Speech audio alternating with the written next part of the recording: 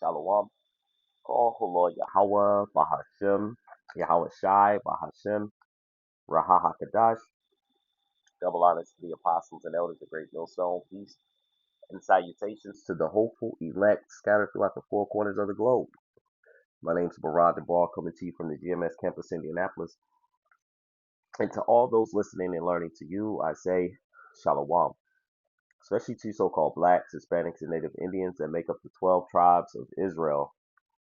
This is the book of Maccabees, First Maccabees, chapter 2, and I'm reading verse 7, and we're in at verse 10. And it's Mattathias.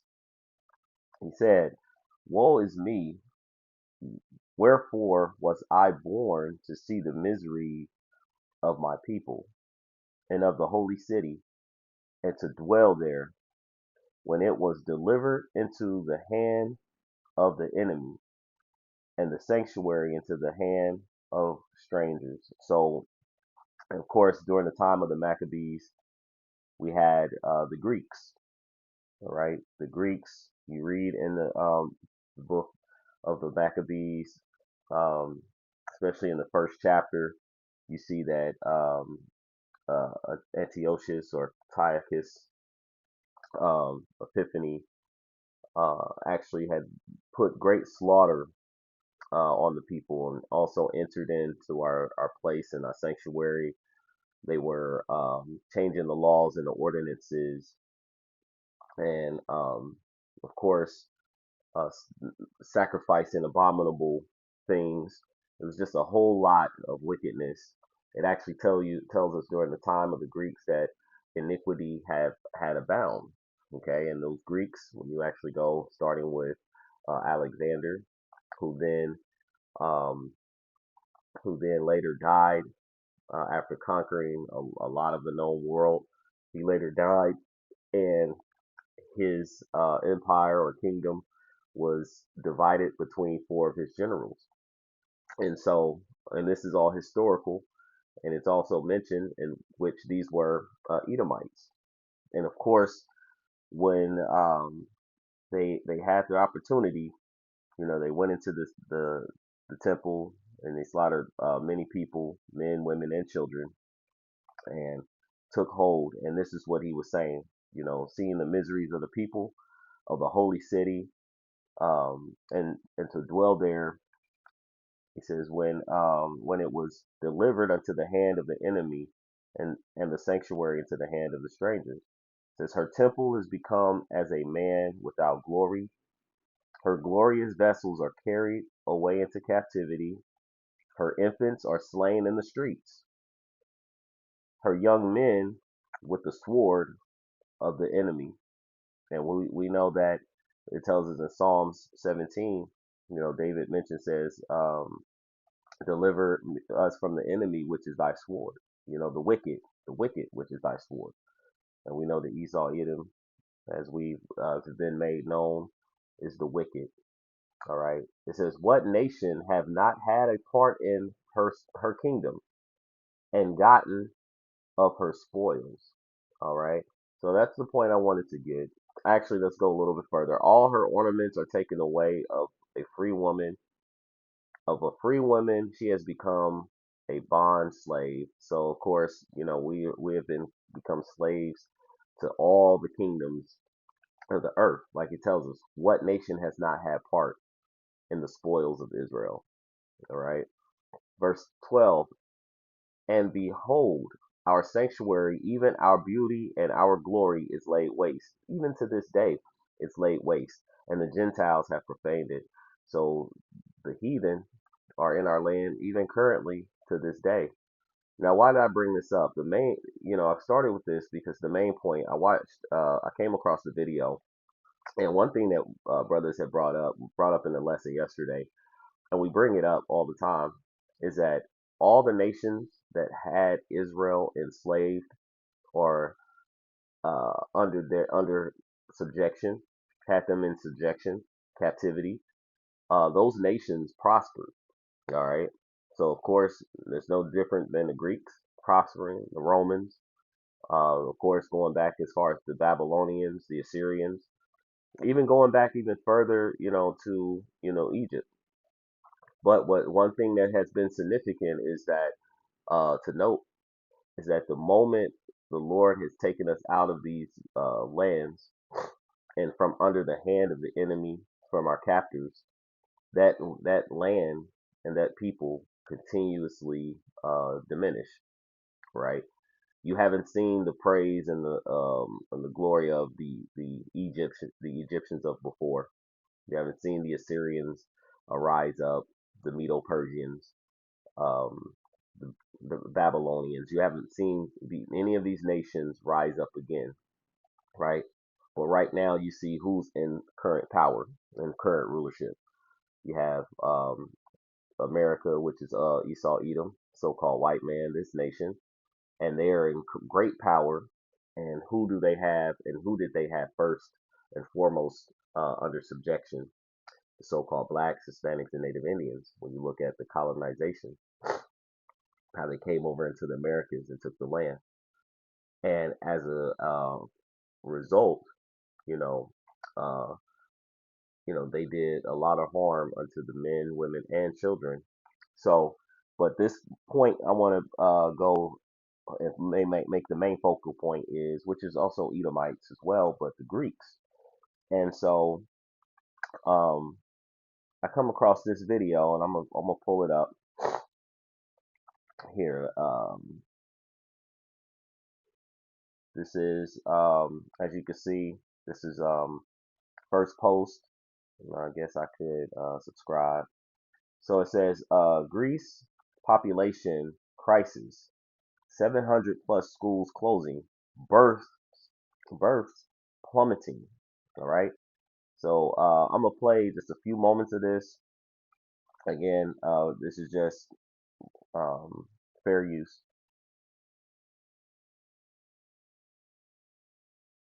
Empty villages, burdened workforce, and now shuttered schools. It's been years since Greece ended its painful economic crisis, but now the country is facing another emergency, a population decline. So about a year ago, and probably even further down, there were bailouts and certain things being sent because Greece was going through an economic crisis. And excuse me one moment. Greece was going through an economic crisis, and now, they're having issues with birth rates. Okay, and of course, um, we want to increase. In order for you to continue your kingdom and continue rulership, continue in your land, the one thing that you want to do is have women and um, of course, have sexual relations and bring forth children. All right, to bring forth your bloodline, to continue on the bloodline. So Greece's population could shrink by 25% by 2070. People are not having enough babies.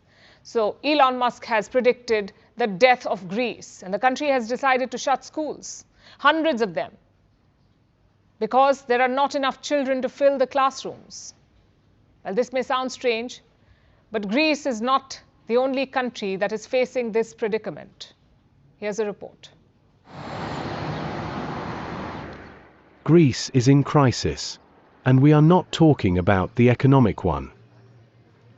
The country is facing a population crisis. Projections suggest that by 2070, Greece's population could shrink by as much as 25%.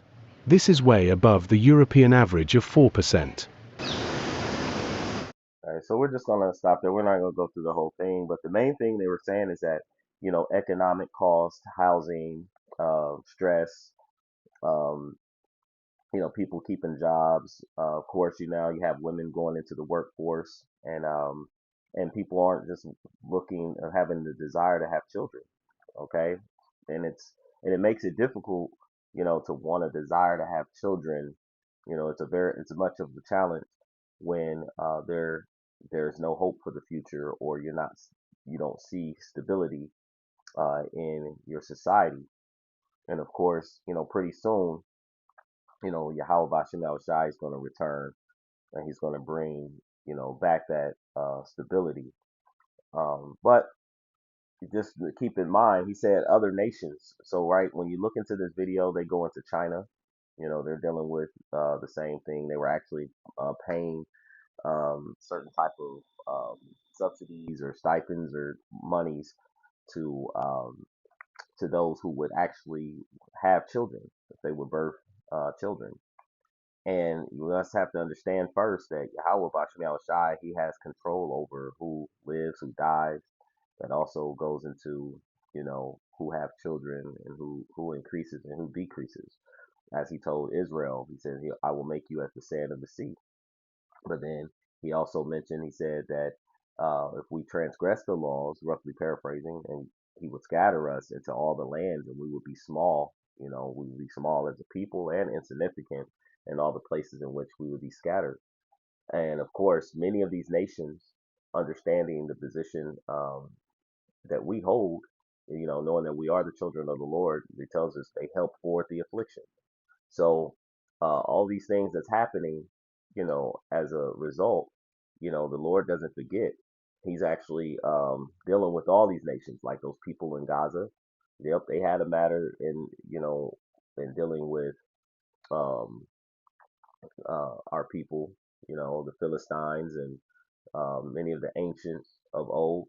He hasn't did much to Esau because he's saving the best of the wicked for last. He's the most wicked of all the nations. Okay, so he's saving him, for last. But let me get some more scriptures and slow down on all the extra talking. This is the book of Psalms 183. This is something that always comes to mind when it comes to this. It says, "Keep not thou silence, O power, hold not thy peace, and be not still, O power. For lo, thine enemies make a tumult, and they that hate thee have lifted up the head."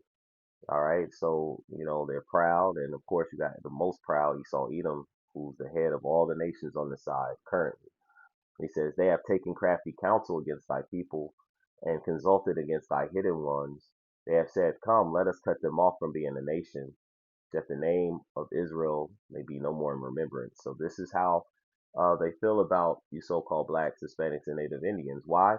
As long as we're at the bottom, they can remain on top and they can remain rulers. All right, and keep us under subjection. All right, and it says, "For they have consulted together with one consent. They are confederate against thee, the tabernacles of Edom, the Ishmaelites, the Moabites." So as you can see, as we mentioned in Maccabees, what nation have not had a part in our spoils, right? And so when I think about the first Egypt, one thing that was happening in the first Egypt, one thing that was mentioned is that when they added, they seen that we were multiplying within the land, and as we were multiplying in that land, um, Pharaoh at the time was like, okay, we need to, slay, put to death all the young boys, but keep the women. And of course, we know that man, when he lays down with the woman, that child becomes that man because it's the seed that confirms the nation, and the seed comes from the man. So they were getting rid of the male children. And so this wasn't no different with all the other kingdoms. And then we look at today's time, okay, here in the Americas, they put Planned Parenthoods on Margaret Sanger and pushed the whole abortion upon our people, all right? And many of so-called black women went into those clinics in droves.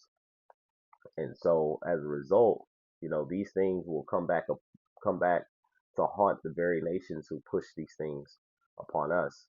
See, they were having issues with birth rates and increasing, so they did a lot to try to affect the growth of the nation of Israel, to halter, to slow it down.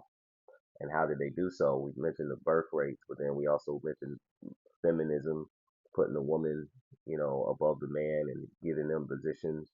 And a lot of the women who are so-called black women gaining these positions, not wanting to work, um, having multiple wives, making that a bad thing within the society, and practicing monogamy, which again, monogamy is fine, but we understanding that the custom and culture of the Israelites, they would men would have multiple wives. And what happens when you have multiple wives? You have sex, and you have tons of children. And so, as a result, that slowed down things, right? But this is only for a time, for a short moment.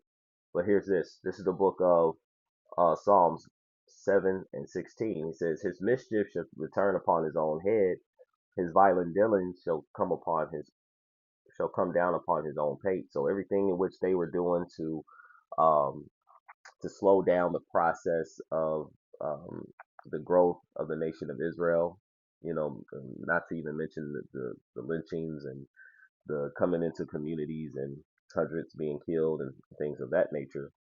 But many of their own people gathered into that philosophy and these doctrines of and going into the career system. So many of their women aren't in the mindset of having babies and having children, and they want to further their career, go to college, have all types of casual encounters and relations, and then later on down the line, you know, maybe at that point consider having a husband and getting married and having a kid.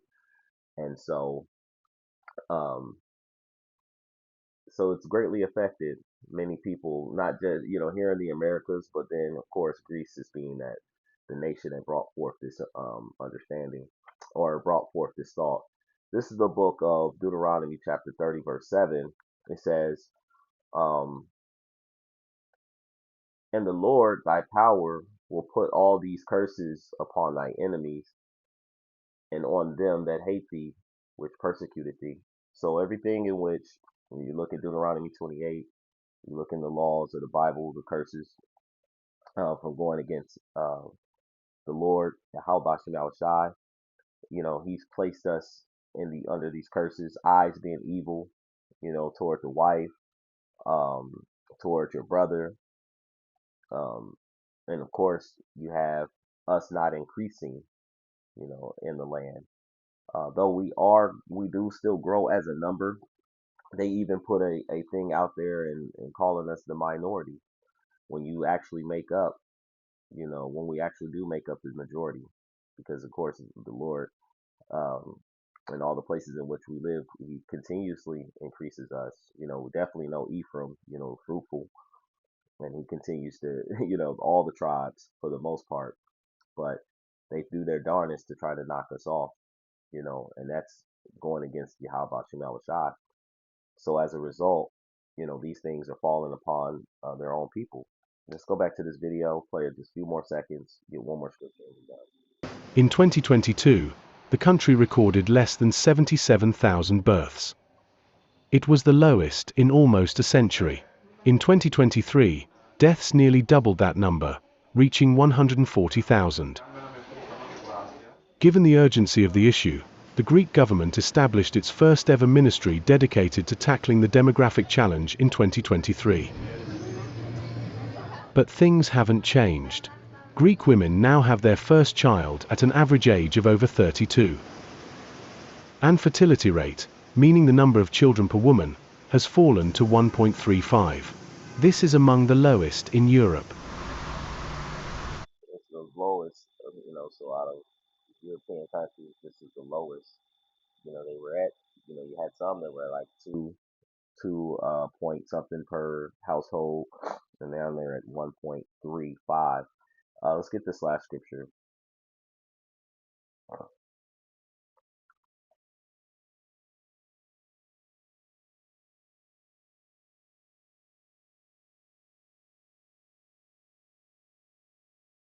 It's the book of Galatians, chapter 6. Um, oh, lost it. Let's get.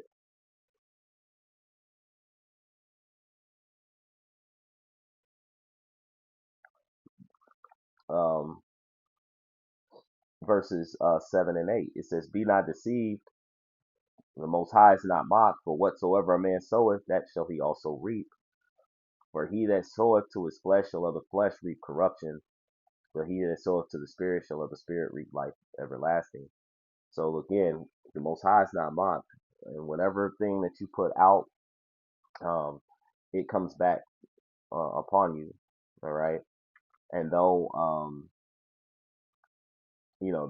the Greeks, situation, that happened thousands of years ago, um, that's nothing but a couple days, like some days to the to Yahweh Shem Shai. Like it tells us, one day of the Lord is of 1,000 years, and 1,000 years is but of one day to Yahweh Shem Shai. So all these things that happen unto his people, the bloodshed, the slaughter of his children. When you go back into the Maccabees, you would see that there was a woman that had 7 sons, and all 7 of them um, were put to death, because they did not comply with the wicked ways of the Edomites at the time, the Greeks, and so many children um, were put to death, many women, many men, and so of course, as a result, a lot of these things, people don't realize the things that we do, um,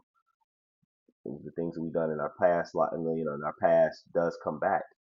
All right, and so of course, for us so-called blacks, Hispanics, and Native Indians, to come across this understanding, just know that it is up for us to repent and return back to Yahweh Shai and do the will of the work of the Lord to the best of our ability, and hopefully He will have mercy upon us, in these as this time draws to a close.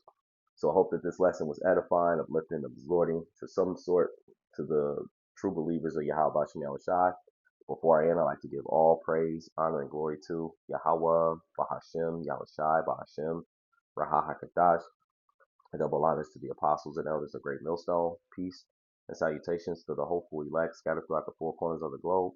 Until next time, all those listening and learning to you, I say, Shalom.